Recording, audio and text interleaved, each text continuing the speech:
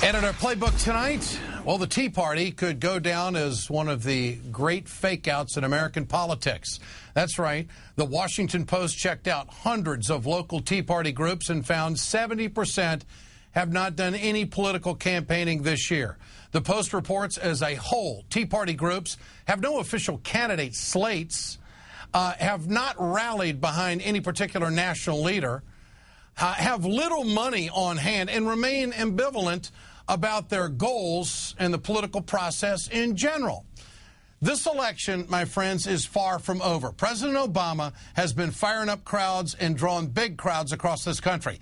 An Associated Press poll shows that 8 days out from the midterm election, 1/3, 1 in 3 of the voters still haven't made up their minds. Bottom line, Americans are nervous about the state of the country, but they are not convinced that Republicans have all the answers. For more, let's bring in Adam Green, co-founder of the Progressive Change Campaign Committee. Adam, good to have you with us tonight.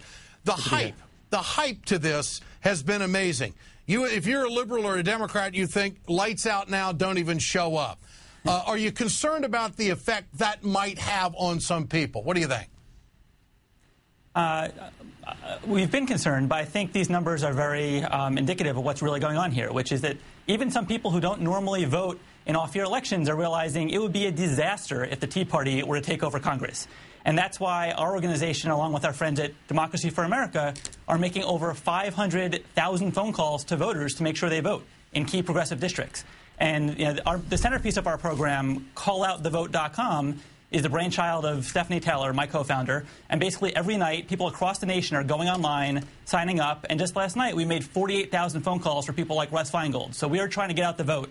And hopefully people will wake up and definitely make sure they vote by Election Day. What are your phone workers hearing? Are they hearing a disgruntled American out there, an angry American, or an anxious American? How would you describe what kind of research you're coming back in sense of demeanor of the voices? Probably more anxious. Look, I don't think that those who don't vote are politically engaged folks who are making some kind of political statement by not voting. It's more people who work full-time jobs, are hard hit by this economy, and honestly, politics isn't the top thing on their mind. And that's why we're making all these phone calls to make sure that people get out and vote for people like Alan Grayson. What do you make of the early turnout for the Democrats in the millions, early on outdoing the Republicans? It's a great sign. You know, Democrats have people power, Republicans have corporate power, and the fact that we're actually turning out our voters is a great sign, and it's what we need to be doing more of this next week. That's why we're doing what we're doing. Good to have you with us tonight. Thanks so much.